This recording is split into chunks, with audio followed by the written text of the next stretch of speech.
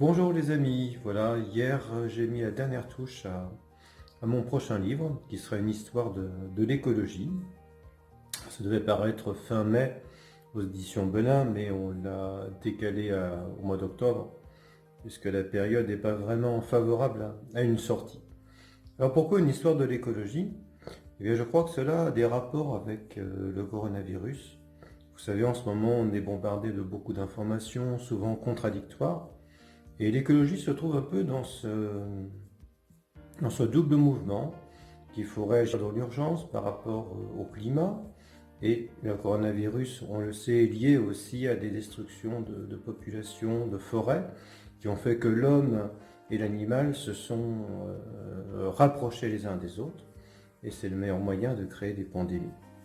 Alors, cette nouvelle donne du coronavirus, bien sûr, elle n'est pas tout à fait nouvelle, puisqu'il y a déjà eu beaucoup d'épidémies dans l'histoire de l'humanité, mais en tout cas, dans le cas présent, elle signe une vraie nécessité de connaître notre histoire et de connaître notamment notre histoire écologique.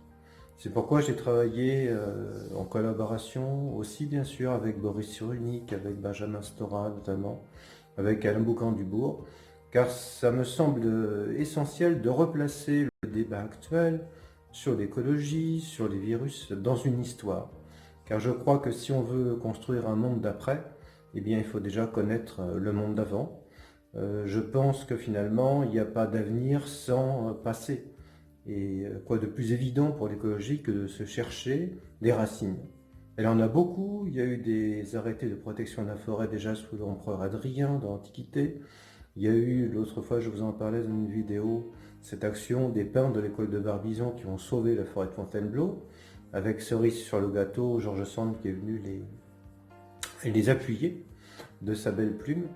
Et on se trouve maintenant à, je crois, un confluent de notre histoire en tant qu'espèce humaine. Comment nous redéfinir?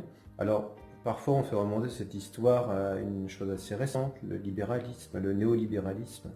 Mais il fait remonter à bien plus de 70 ans, ou 100 ans, ou 200 ans. C'est balayer notre évolution pour savoir ce qu'on veut devenir. Alors bien sûr, on peut tout à fait décider de dire bah, l'espèce humaine ne vaudrait pas la peine d'exister, laissons-nous nous éteindre.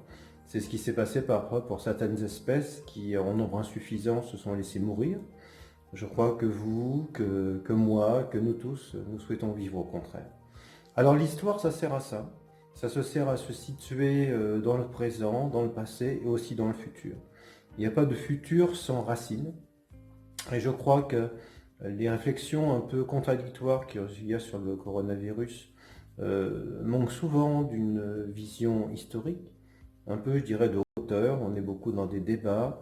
Et je pense que l'écologie connaît à peu près les mêmes difficultés. C'est-à-dire qu'elle travaille souvent dans l'urgence, parce qu'effectivement, il y a urgence, mais que souvent, il manque une stratégie à cette urgence. Alors ce livre va essayer de resituer notre actualité, parce qu'il y a aussi bien sûr des perspectives, après avoir raconté l'histoire ancienne, se nourrir du passé pour conforter notre présent et pour imaginer un avenir différent. C'est, je crois, à ce prix-là, celui de la conscience, de la connaissance et de la culture finalement de notre espèce, qu'un avenir différent peut se construire.